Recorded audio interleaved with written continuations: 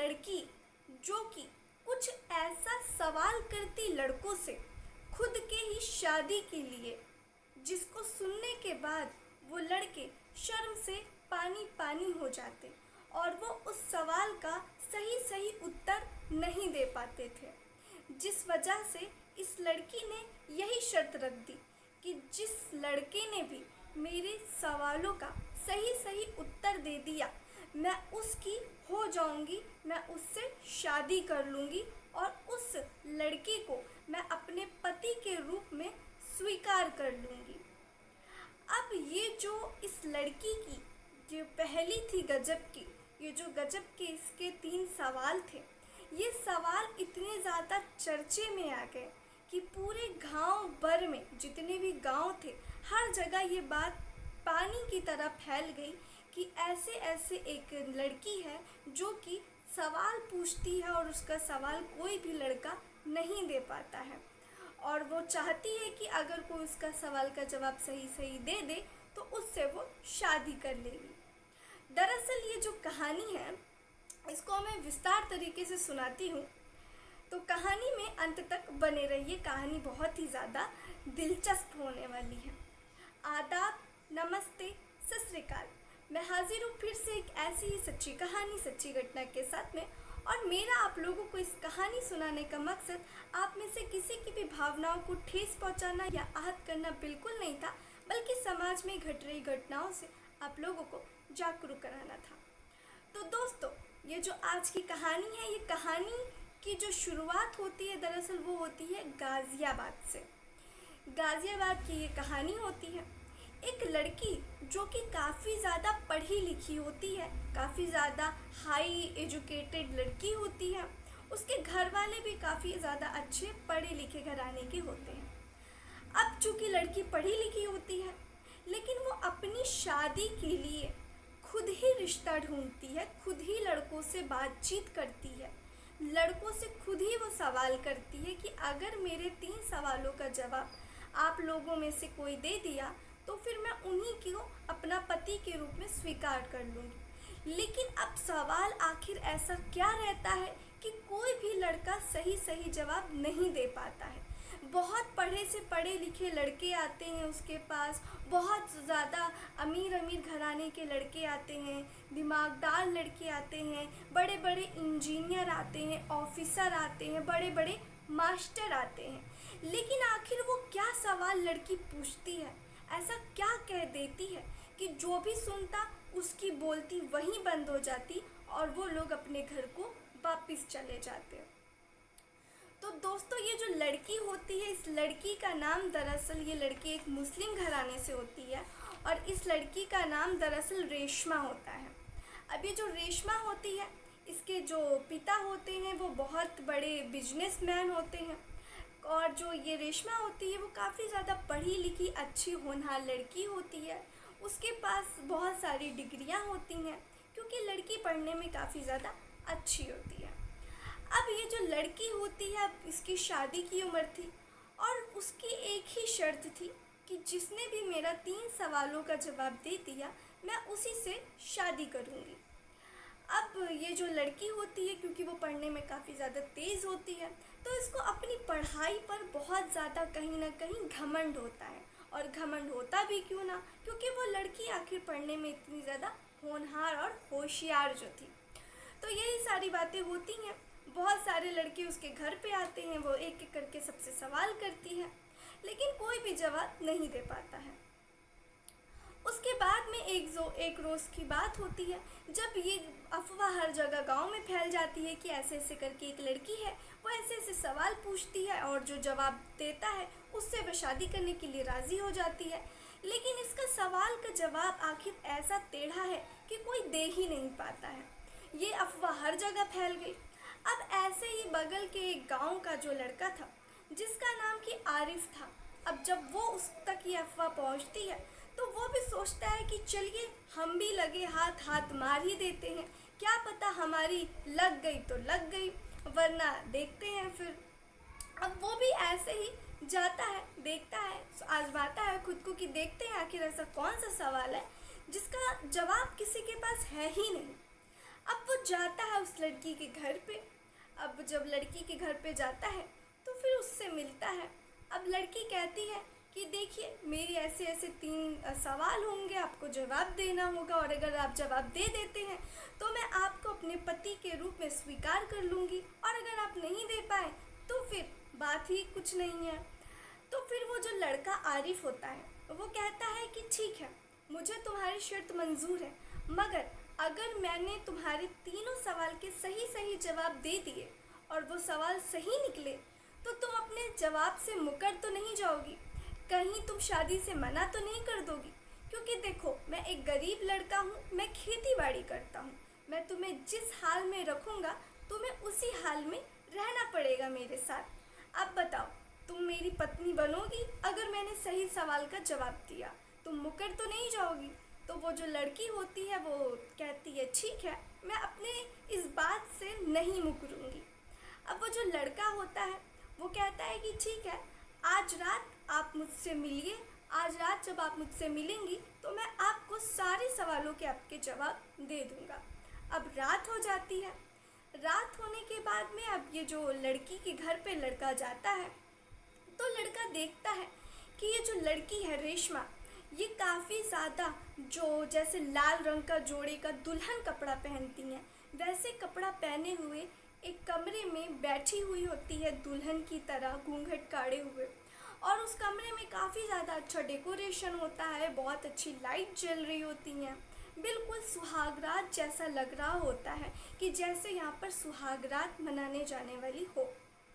उसके बाद में ये जो लड़का होता है ये अब लड़की के पास जाता है, और उसके बाद लड़की अपना घूंघट उठाती है और कहती है कि चलिए मैं आपको अपने तीनों सवाल को बताती हूँ। अब लड़का कहता है ठीक है। अब लड़की का पहला सवाल रहता है कि एक लड़की को अपने पति से क्या चाहिए होता है, वो किस चीज़ की ख्वाहिश रखती है। तो फिर ये जो लड़का होता है अब वो थोड़ी देर सोचता है और फिर जवाब देता है कि एक लड़की को उसके पति से ये चाहिए कि उसका पति उससे प्यार से रहे, उस पर गुस्सा ना करे, उस पर शक ना करे और झगड़ा लड़ाई ना करे। एक पत्नी को, एक लड़की को अपने पति से यही चाहिए होता है, क्योंकि अगर वो उसकी बातों को समझेगा तो घर में झगड़ा लड़ाई नहीं होगी, और घर इसी से अच्छा चलता है कि एक इंसान की बात दूसरी इंसान समझे, इससे घर कभी भी टूटता नहीं है। और एक पत्नी को यही चाहिए होता है अपने पति से। अब जब ये बात, इसका जवाब जब सुनती है वो लड़की तो वो बिल्कुल चुप रह जाती है। उसके बाद में वो लड़की कहती है कि अच्छा चलो, इसका जवाब तो तुमने दे दिया, अब मुझे ये। अब वो लड़की दूसरा सवाल पूछती है कि मुझे ये बताओ, मुझे एक ऐसा लड़का चाहिए जो लड़का अगर कहीं बैठ जाए तो फिर बिना काम किए हुए, पूरा काम निपटाए हुए वो वहाँ से उठे ना। वो लड़की पूछती है कि मुझे बताओ कि एक लड़का जो कि जब बैठ जाए तो फिर उठे ना, बिना काम किए, पूरा किए।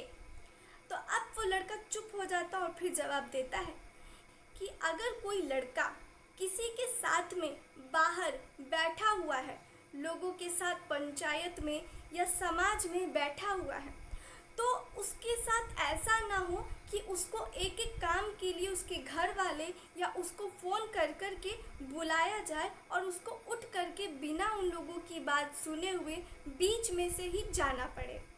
उस लड़के को सारा काम करके उसके बाद जब वो 2 घंटा 3 घंटा अच्छे से फुर्सत में किसी के साथ में बैठ सके, ताकि पूरी बातें बिना सुने हुए उसको उठना ना पड़े।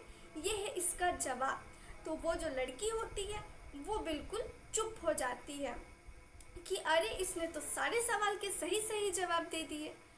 उसके बाद लड़की अपना तीसरा सवाल पूछती है, और उसका तीसरा सवाल ये होता है कि आपने अब तक कितनों के साथ में संबंध बनाया है।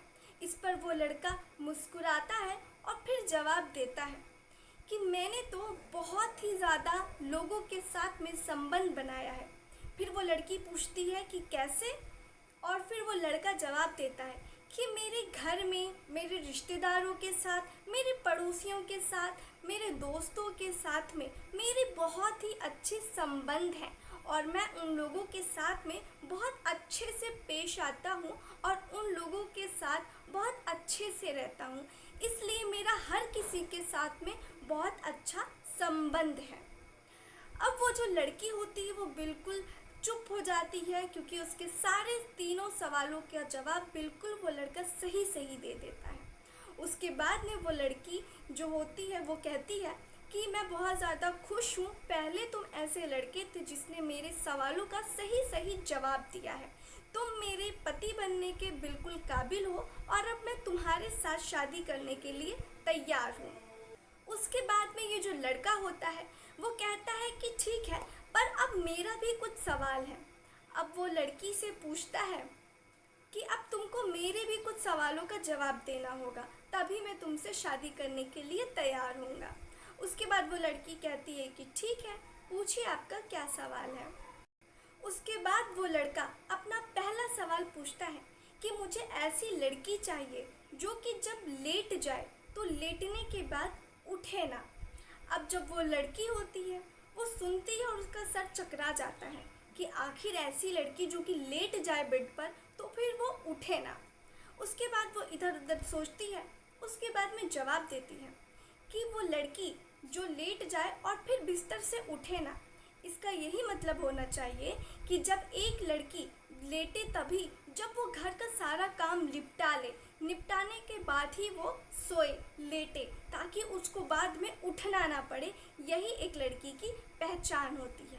उसके बाद वो लड़का है कि कहता है कि ठीक है, चलो मेरे दूसरे सवाल का जवाब दो। अब वो लड़का कहता है कि मुझे ये बताओ कि लड़की शाम को पति को क्या देती है।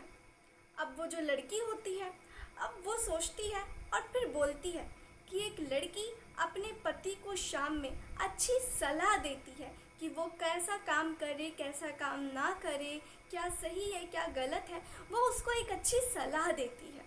उसके बाद में वो लड़का कहता है कि ठीक है, अब मेरे तीसरे और आखिरी सवाल का जवाब दो। फिर वो लड़का कहता है कि तुम मुझे ये बताओ कि पति और पत्नी रात को सोने के बाद में जो पति होता है वो पत्नी के साथ में क्या लेता है सोने के बाद। तो वो जो लड़की होती है वो मुस्कुराती है और फिर जवाब देती है कि पति पत्नी के सोने के बाद में नींद लेता है। उसके बाद में ये जो लड़का होता है वो कहता है कि ठीक है, तुमने मेरे सारे सवालों के सही सही जवाब दिए हैं, मैं भी तुमसे शादी करने के लिए तैयार हूँ। उसके बाद में ये जो अगली सुबह होती है उसके बाद इन दोनों की, जो रेशमा है और जो आरिफ है, इन दोनों की शादी ये जो रेशमा है और जो अरमान है, इन दोनों की धूमधाम से शादी करा दी जाती है दोस्तों। और इस कहानी की यहीं पे अंत हो जाता है। तो आप लोग मुझे कमेंट्स करके ज़रूर बताइए कि आप लोगों को ये जो अनसुलझी पहेली, ये जो पहेली है अनसुलझी हुई, इसको सुलझाने में, इसकी गुत्थी को एक एक पकड़ने में आपको कितना मज़ा आया मेरे साथ। और आप लोग मुझे कमेंट्स में बताएं कि ये कहानी आप लोगों को कैसी लगी। और आप लोगों को अगर मेरी कहानी पसंद आई हो तो प्लीज़ मेरे चैनल को लाइक करके सब्सक्राइब कर दें। और दोस्तों चलिए फिर मिलते हैं ऐसे ही किसी अच्छी और सच्ची घटना के साथ में। तब तक के लिए आप लोग अपना ख्याल रखें और बस सावधान रहें, सतर्क रहें। जय हिंद, जय भारत।